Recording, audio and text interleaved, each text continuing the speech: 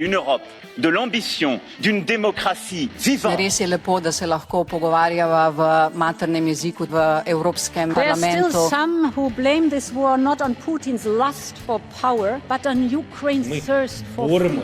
Nie prosto za sebe. Państwo wiecie, a za Polska te, żeby Europa... realizuje swoje zobowiązania wobec NATO w dwójnasób, jeśli chodzi o... Evropska? Četrt.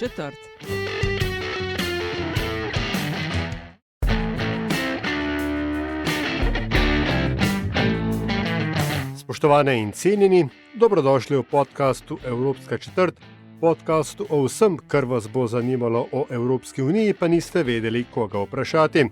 Evropsko četrt vodi vam Aljaž Pengal-Bitenc in Nataša Briški, podcast pa domuje na spletni postaji metinalista.si, v vašem nabiralniku pa sveža epizoda, takoj, ko je na voljo. Nataša. Nič novega ti ne bom povedal, če rečem, da smo se v začetku tega meseca pogovarjali z Evropsko komisarko za širitev Marto Kos. Nenazadnje si bila udeležena v tem pogovoru skupaj še z enim od voditeljske četverice podcasta LDGD, Antišo Korljanom.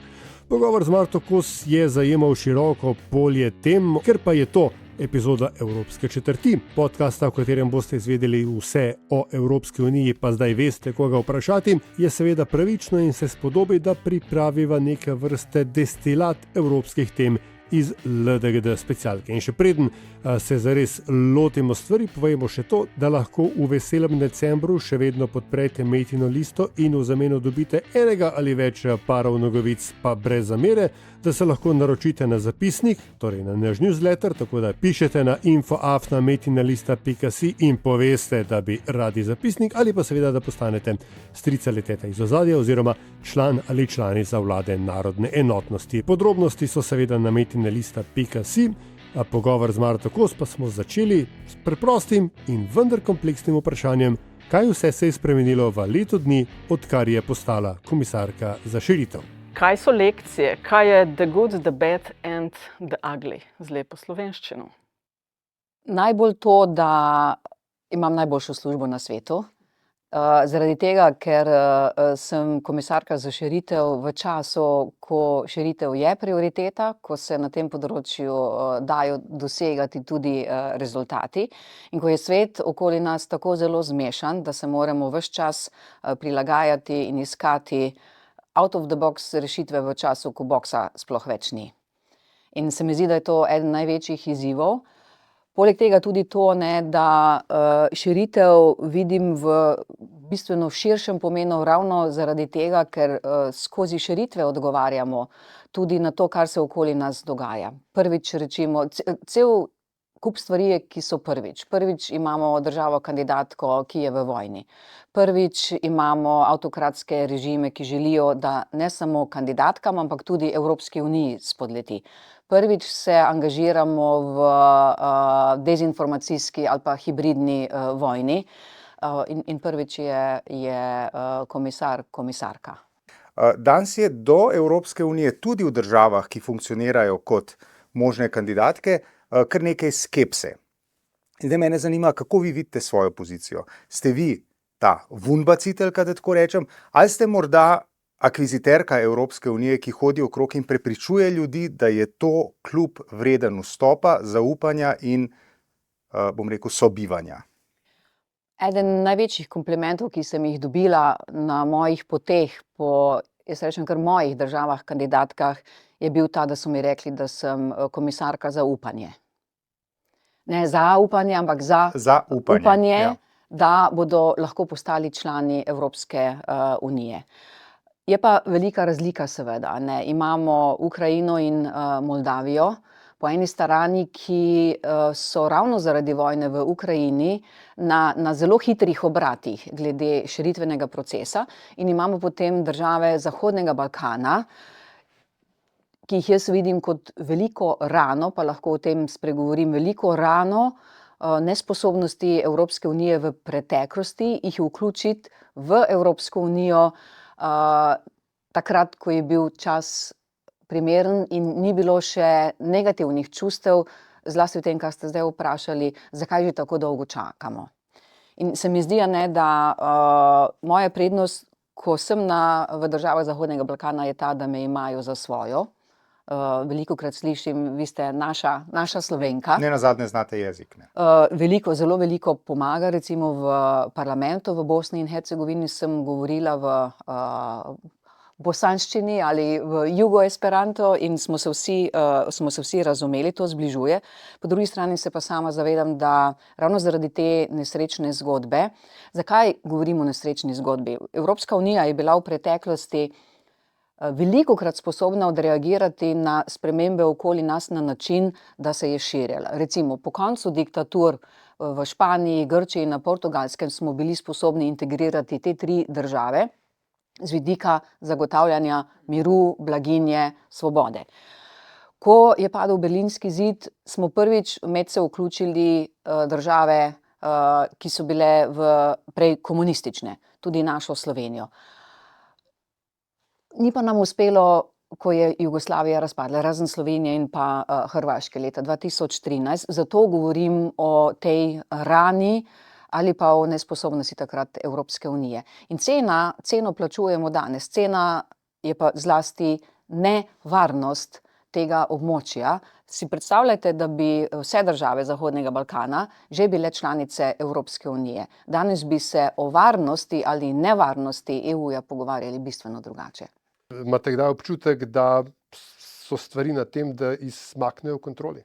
Zaenkrat še ne, zaradi tega ravno iskati rešitev ali pa nekonvencionalnih rešitev. Recimo primer pogajanj z Ukrajino in pa z Moldavijo. Načeloma bi morali počakati na soglasje Madžarske, da bi lahko odprli že prvi sklop, recimo z Ukrajino. In namesto, da smo čakali, da bi dobili zeleno luč, smo se pripravljali še v vseh ostalih sklopih. Tako da smo recimo zdaj v fazi, ko bi lahko že odprli vseh 6 sklopov za obe državi. Potem smo rekli, ok, zdaj bomo čakali, ampak spet out of the box, zakaj bi morali čakati?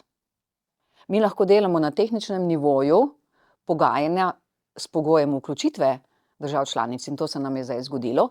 In mogoče bomo prišli do konca širitvenih pogajanj na način, da bomo na en sam dan odprli vse sklope in zaprli vsa poglavja. Govorim o čem? Govorim o tem, da lahko države kandidatke morajo delati reforme, da to lahko oni delajo in mi tehnični proces, tudi če pravno formalno nekaj še ni odprto, bo pa moralo biti in tudi formalno zaprto. Če bi me o tem vprašali decembra, ko sem začela mandat, ali bi možno, bi rekla, ne, ni možno. Je. Česa v Sloveniji recimo ne razumemo, ko gre za te širitvene procese in če ste hkrati lahko tako dosti konkretni, kaj se je v tem zadnjem letu, ne vem, top 3 stvari, ki so se premaknile naprej. Hvala glede potrpežljivosti, tudi to je izjemno dobra šola zame. Toliko časa sem delala v gospodarstvu, kjer se stvari bistveno hitreje premikajo ali so manj zbirokratizirane. 2 člana moje ekipe imam, ki me vedno postavita na trdna tla v smislu globoko vdihni, uči se, mi ti bomo pomagali in gremo naprej. Zelo pomembna ugotovitev je, da se širitev ne more zgoditi samo na relaciji Evropska komisija države kandidatke, ampak da moramo vključiti države članice in seveda tudi državljane, evropske državljane. Drugo pomembno spoznanje je tudi, da ne vem, kak je dober izraz za biti bold. Drzen. Pa mogoče drzen, včasih celo bolj predrzen. Freh. Hvala, freh, v lepi slovenščini. V lepi, ja, ti znaš nemško, freh. In se je obrestovalo. Recimo zlasti v odnosu do Srbije, kjer je prišlo do bistvenega preobrata, ko sem prvič javno povedala, v Beogradu imamo problem. Houston, we have a problem. In so se začele tudi znotraj Evropske komisije stvari spreminjati.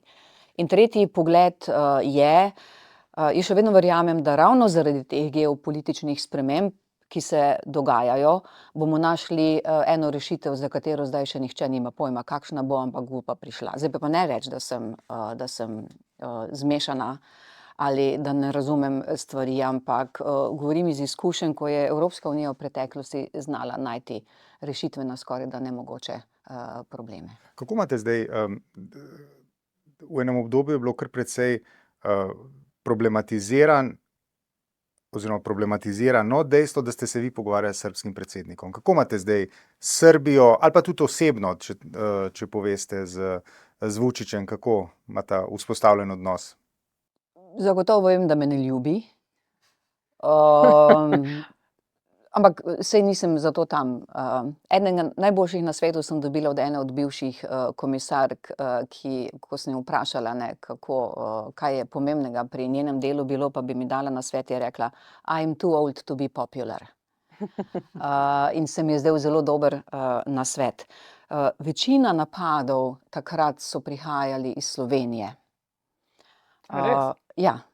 Bistveno več kot recimo iz same Srbije. Vedno sem bila zagovornica dialoga.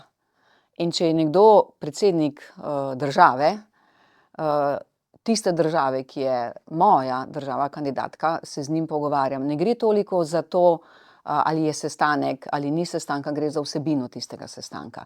In skozi vsebino, tudi srečanj z njimi in potem z drugimi predstavniki srbske vlade, smo vendarle prišli do tega, da bo Srbija morala spremeniti svoj odnos do evropske poti in tudi do Evropske unije. Mi smo bili stalno na tapeti, so nas kritizirali Evropsko unijo, recimo eden najhujših napadov ali dezinformacij je bil ta, da Evropska unija stoji za revolucijo v Srbiji.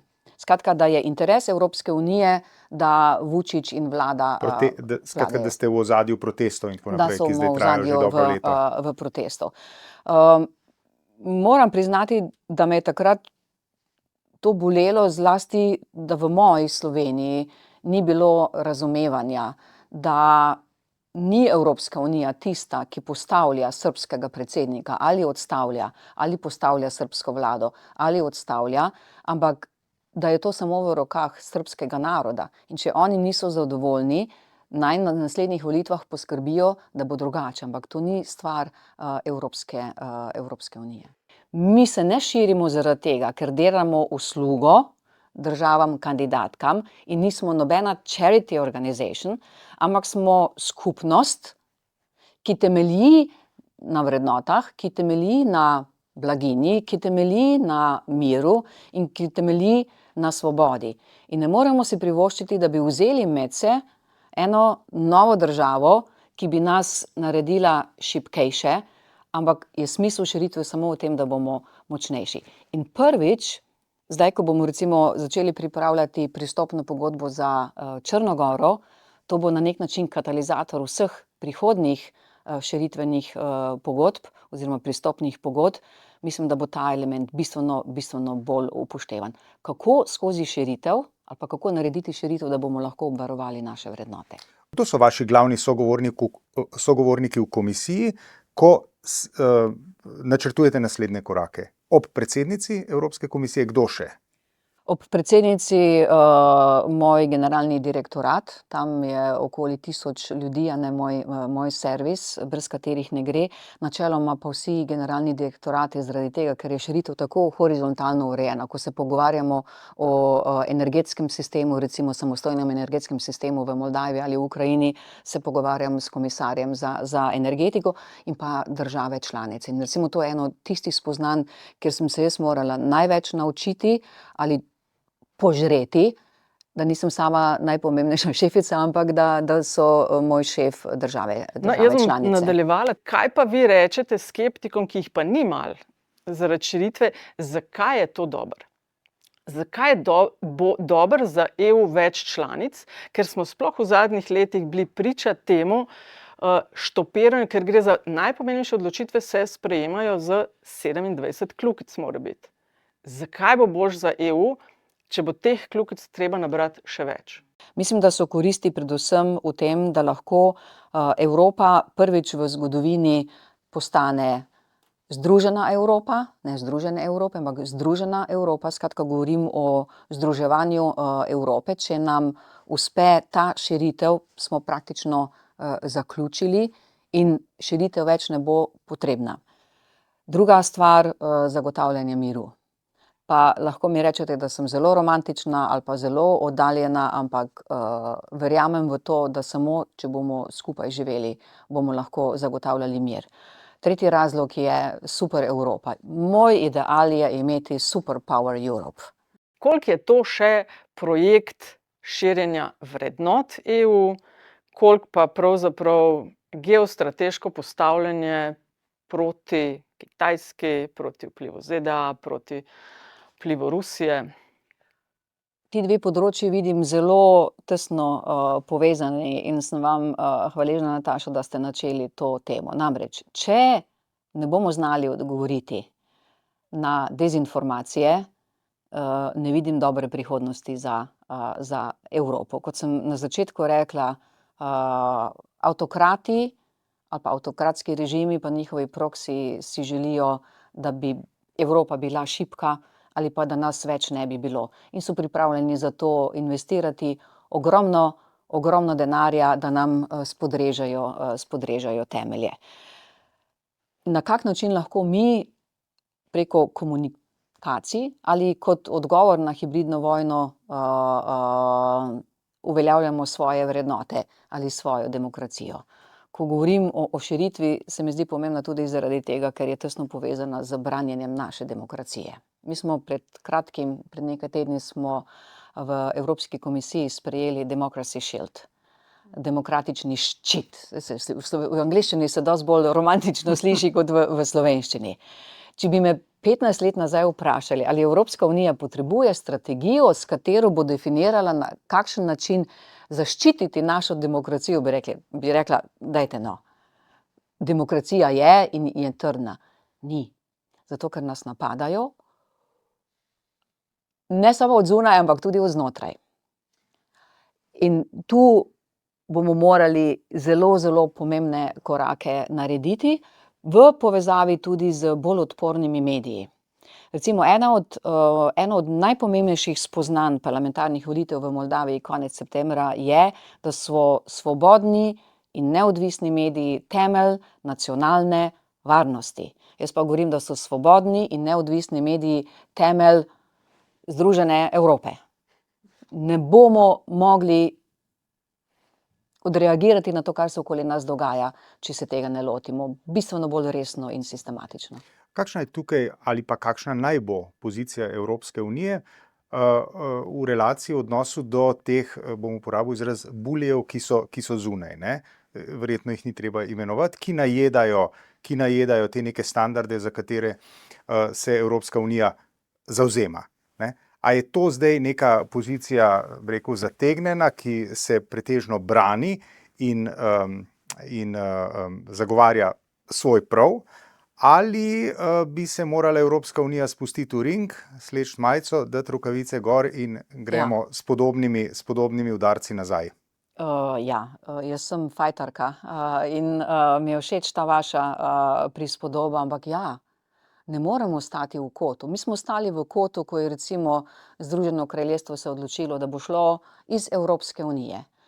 Po načelu nevmešavanja si niti nismo upali reči, prosim, ostanite, radi vas imamo, zato ker smo mislili, da je to, zdaj sem pa povzdignila glas, pa ne vem, zakaj. Niste se to je reakcija na bi rekel komisarka s paralelo iz Slovenije, niste se prijavili kot organizatorji kampanje takrat v času Brexita? Recimo, tako. Ali tudi v Gruziji se nismo popolnoma nič angažirali. In ko smo se zdaj prvič, in na to sem zelo ponosna, če bi zdaj morala naštevati uspehe, je to, da sem uspela znotraj Evropske komisije, da smo se angažirali tudi finančno in pomagali naši kandidatki Moldaviji. Kaj so tiste stvari, ki jih morate vsakič znova, kako se reče, ne zavračati, ampak ovreči, ne, se pravi, jih dokazovati, da niso resnične? Obstaja nek seznam, rekel, stvari najpogostejših zavajanj, ki ste jim izpostavljeni? V kandidatkah ali na splošno? Oboje je pravilno. Med kandidatkami in tudi na splošno. 3 glavni sklopi laži ali dezinformacija. Ne. Prva je ta, da, ko sem jo že omenila, da bodo države ali pa državljani izgubili svojo identiteto, ko bojo postali člani Evropske unije, skratka ne splača se iti tja. To opažamo zlasti v tistih državah, ki so nekoč bile pod vplivom Rusije. Drugi narativ je vojaške narave. Če boste šli po evropski poti, boste imeli vojno, kar je izjemno občutljivo področje in se ga moramo lotevati zelo previdno. Tudi v povezavi recimo s faktorjem stabilnosti ali nestabilnosti, ki ga Srbija kaže na Zahodnem Balkanu. In tretji sklop teh narativov je ekonomske narave. A si res želite sprejeti evropski denar, ker boste vedno od njih odvisni? Ampak recimo ni težko. Nas je recimo veliko časa stalo, da smo preštudirali te narative Rusije, se opravičujem, v Moldaviji, ki smo jih potem, primer, zdaj bo Armenija, pa še kakšna druga država, Srbija verjetno tudi. Mi smo samo narative obrnili na glavo, nič kaj drugega nam ni bilo treba narediti in potem širili svojo zgodbo. In tu se mi zdi, morali bomo pa v prihodnosti še en pomemben narativ, ta je pa zelo širše gledano, kot ste rekli, je, zakaj v Evropo? Evropa je šibka, Amerika je močnejša, Kitajska je močnejša. Zakaj si vi sploh želite v Evropo, ki bo itak propadla? S tem narativom se bomo morali, a pa proti temu narativu boriti. To sem nas smiselno odpeljati, zdaj, ko imamo še točko razno, ki bo najtežja, pa jo šparamo za konec, še točka prihodnost EU. Preden ste prišli tu na pogovor, ste sodelovali na konferenci, ki jo med drugim organizira združenje, ki ste ga vi pomagali ustanoviti, Ona ve. Razpravlja se in delate zelo pomembne stvari v smeri večje slišanosti ali pa sploh slišanosti ženskih glasov, ko gre za odločanje o skupnih zadevah. Se pravi, res se intenzivno dela na tem, da bi se ženske pogosteje vključevalo, vabilo na omizja in tako dalje. Po drugi strani pa, ko to naredijo, ženske so sploh na spletu deležne še nekajkrat hujšega tepeškanja in se seveda da razumeti, da marsikatero to ustavi. Zdaj, ta prehod od dezinformacij na prihodnost, kaj mogoče vi delate poleg tega, zdaj vem, da niste več aktivno v Ona ve, ampak kako to razlagate, kako iščete rešitve za ta vprašanja? Sami ste to že tudi v preteklosti delali in ko ste spremljali pojavnost ali pa prisotnost žensk v medijih in veste, da živimo v času, ko bi nas avtokrati ne marajo močnih žensk. In avtokrati se lotijo svobodnih medijev, lotijo se nevladnih organizacij in ženske jim gremo na živce. In mislim, da se to dogajanje, da avtokratom ženske gremo na živce, odraža tudi v tem. Kako jih lahko čim bolj onemogočimo in jih spravimo tja, kamor spadajo. Ta znameniti Drajka. Kirche, Kinder. In se mi zdi, pišemo vendarle leto 2025 in se to dogaja. Ta retradicionalizacija družbe se dogaja tudi v povezavi z vzponom avtokratov. In tu se mi zdi, da saj veste, kaj vse smo poskušali in recimo smo dosegli 1% premik v 2 letih v pojavnosti žensk. Ali sklenili smo sporazum z nacionalno radio, še takrat v mojih časih, nacionalno radio in televizijo, da naj vendarle pazijo, da povsod se ne da recimo informativnih oddaj, ampak TV intervju, tam bi lahko mirno poskrbeli, pa tudi ne funkcionira. Z moje pozicije, kaj lahko naredim, kamorkoli grem, ali so to države članice ali kandidatke, imam vedno tudi srečanja, jaz to imenujem srečanja s Powerful Women, kjer moška prisotnost ni zaželena oziroma je nemogoča, kar pomeni tudi, če imamo v tisti državi veleposlanika, ne sme biti prisoten, in na ta način širim neformalno mrežo, zato da bomo enkrat res prevzeli oblast. To je po SZDL zdaj bilo rečeno. Je rekla komisarka v komisiji, ki ima predsednico, v komisiji, ki ima visoko predstavnico za skupno zunanjo in varnostno politiko, organizacije, ki ima predsednico centralne banke, iz države, ki ima predsednico in ima predsednico državnega zbora. In zunanjo ministrico. In zunanjo ministrico, hvala. Sej nekaj pa je vendarle morda bilo narejeno. Hvala, da ste opazili. Res. Ja, je bilo narejeno, ampak konstantno je treba delati na tem. Recimo, jaz govorim o naravnem redu, po katerem imate vi moški, karkoli delate ali pa nič vam ni treba delati, pa boste vedno imeli prednost. Zaradi patriarhalnih vzorcev, ki se obnavljajo sami po sebi, in njega ne bodo, zdaj kažem, njega ne bodo kritizirali, ker je lepo urejen in pride na televizijo, ne more imeti prevelikega dekolteja, ne more biti skuštran. Če bo imel sive lase, bo samo še bolj šarmanten, midve bova imeli zelo hitro prevelik. Moram prvo biti pozorna na tega medvedka, če dobro stoji. Ali, ne vem, ima gube.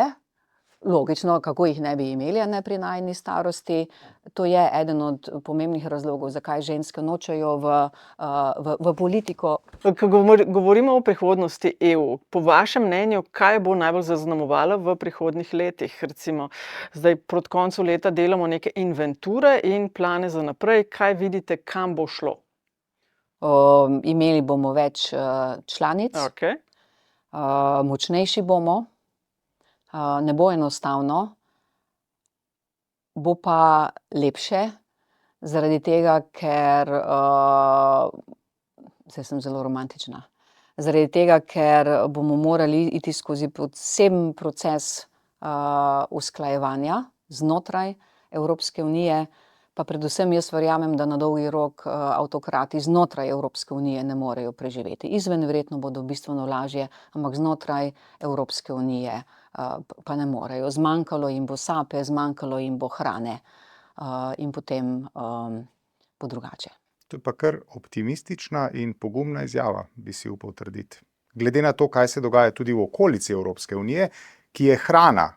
To dogajanje je neke vrste hrana za točno ljudi, za katere pravite, da ne bodo preživeli. In zato se vračam k mojemu začetku, ko sem rekla, da je širitev bistveno več kot zgolj širitev, ker ima opravka z vsem tem, ker ima opravka, ali bomo sposobni ubraniti demokracijo, naše vrednote.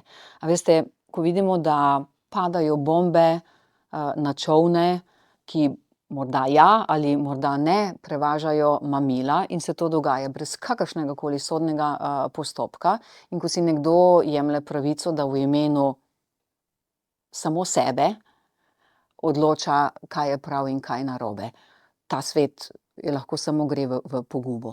In mislim, da lahko Evropa to prepreči. A bo dobil Nobelovo nagrado za mir? Ja, verjetno. Ne, to ni bilo zajedljivo vprašanje. To ga zelo zanima, to si zelo želi. Ja. Če bo končal vojno v Ukrajini, naj jo dobi. Ja, vprašanje je tudi, pod kakšnimi pogoji bo končano, glede na razvoj dogodkov.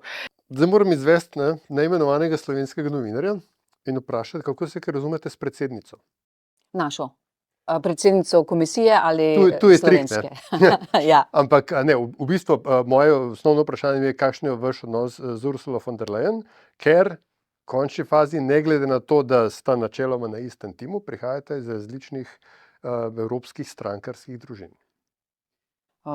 To drži, ampak ne igra nobene vloge. Za predsednico je širitev tako pomembna, kot je tudi zame, mogoče o njej ne govori tako navdušeno, ali kako ste že prej rekli, en izraz ste uporabili, pa se nisem si... Entuziastik, ne? Ja, zelo dobro sodelujejo, zelo jo zanimajo moji nadaljnji koraki, recimo zlasti na Zahodnem Balkanu, glede Moldavije. ko sem prvič omenila, da bi se Evropska komisija angažirala, mi je dala proste roke, a ne. Tako da sem vesela. Pa velika zagovornica enakosti spolov je. Delovali ste v slovenski politiki na nek način, ne? Ljubljana, Slovenija, zdaj ste pa Bruselj pa svet. Kaj je to, kaj je drugače? Svet je, mislim, bistveno... Je bolj prijazno. Pestro je. Pestro je, ni črno-belo. Zelo barvito je. Zelo, bolj proste roke imam. Manj me presojajo potem, kako se pišem, ampak in več potem, kaj naredim, in nihče se ne prestraši, ko zasliši kos. Ali pa v drugo smer. Ko spremljamo slovensko politiko, potem recimo morda tudi naivno, ne, pa boste debunkali ali pa tudi ne to, ne, ki se spreminja v zmeri večjo mlakužo, se opravičujem, ampak tako pač je, ne, kar mi komentiramo tudi v podcastu. Obstaja neka ideja, da morda je pa v tujini bolje, bolj transparentno, manj tovariško, bolj profesionalno, bolj meritokratsko in tako naprej in tako naprej. Zdaj pa, iluzija ali resničnost? Znotraj Evropske komisije res marsikaj od tega, kar ste rekli, drži. In to vedno znova ugotavljam, ko dobivam kakšne klice ali e-maile iz Slovenije, ko bi radi kakšno službo ali sestanek, da bi komisarka reševala probleme. Dajmo zrihtati to. Ja. Zdaj si pri koritu. Dajmo zrihtati, ali pa saj to ti lahko.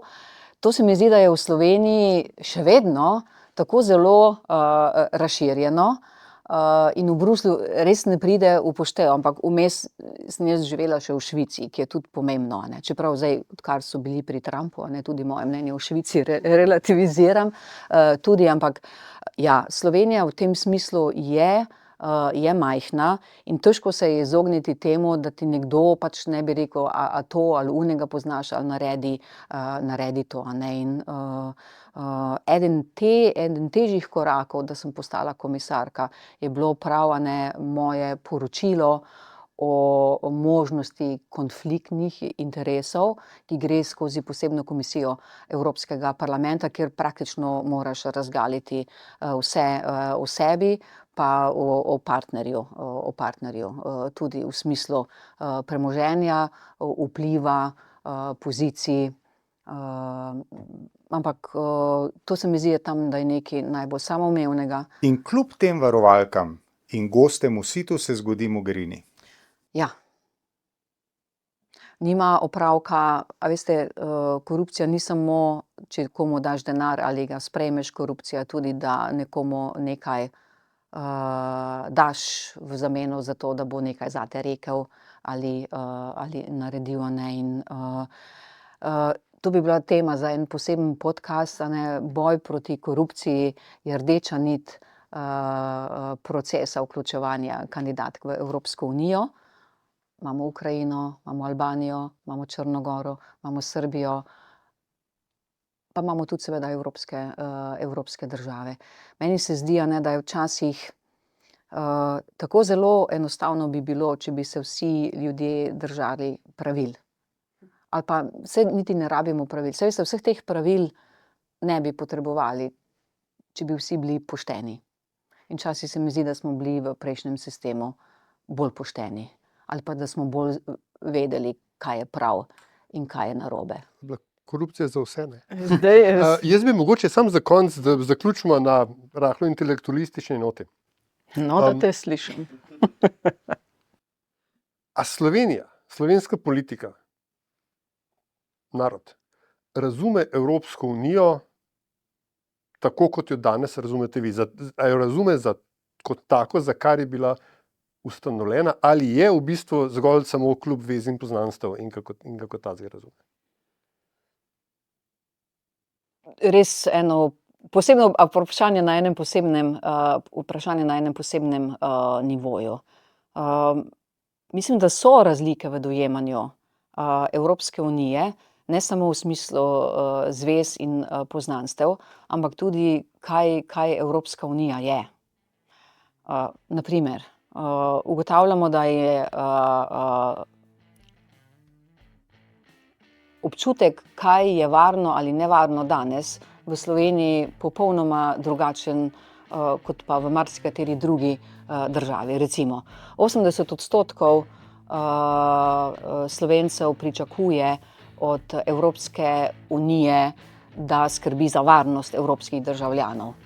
Ko pa postavimo vprašanje, ali ste potem tudi za to, da se poveča oboroževanje ali pa več vlaga v oboroževanje ali pa v varnost, pa ta odstotek pade za 30%. Se mi zdi, da Slovenija vendarle živi v enem mehurčku, dobrem mehurčku. Mislim, da nam gre v Sloveniji dobro. In da se velikokrat ne zavedamo, da svet okoli nas je pa tudi drugačen. Da v Ukrajini lahko tudi noči preživiš zelo pogosto v zakloniščih, da imajo otroci šolo v zakloniščih in tako naprej. Se mi zdi, da nam res gre dobro, da nismo nikoli, celo ko smo šli iz Jugoslavije in smo izgubili 70% trga čez noč, se mi zdi, da nam nikoli ni šlo posebej slabo.